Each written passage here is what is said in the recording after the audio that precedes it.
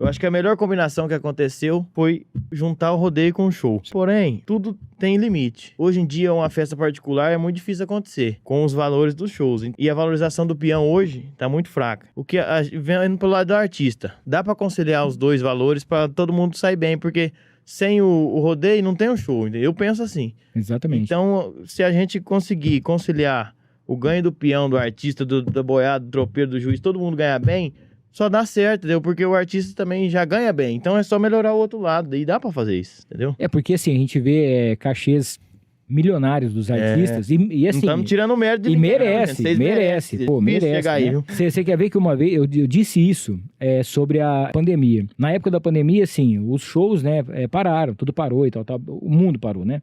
Tudo parou. Mas eu ficava falando o seguinte, imagina a pessoa que trabalha num circo. O circo tá parado na cidade. O cara quer ir embora e não consegue ir, porque tá tudo fechado, ele não consegue ir embora. Aí você vai falar assim, pô, o artista parou os shows, não vai ter na festa do peão. Mas e o cara que abre o brete pro boi sair? Esse cara também não vai receber, né? É muita O gente cara que aqui tá ali no meio, o pessoal que pega a boiada, o pessoal que vai, o cara que vende a pipoca.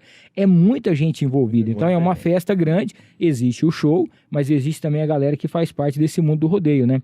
E a gente tava falando, igual você falou, pô, eu morei muito tempo lá na Santa Marta. Pô, ali é companhia de rodeio de muitos e muitos anos, né? Então você vê como que é as pessoas que trabalham, a quantidade de pessoas que trabalham para poder fazer a festa. Então é muito bacana essa parte também de ver o seguinte, ó, valoriza o artista, que é muito bacana, mas valoriza também o peão, valoriza quem tá trabalhando no meio do rodeio. E uma coisa também, você falou do atraso do rodeio. Eu acho que os rodeios bem organizados, você pega aí o rodeio Caltribus de exemplo, do Paulo Emílio, os rodeios da equipe Roseta, PBR, que tem um produtor por trás, é a mesma coisa de um show. Um show sem um produtor bom, fica desorganizado, tem atraso. Agora o atraso é em eventos desorganizados, que daí a boiada não tá tão traquejada, não sai da arena, e o locutor quer brincar com a galera e demora 15 minutos pra fazer uma vinheta. Aonde tem organização, tudo dá certo.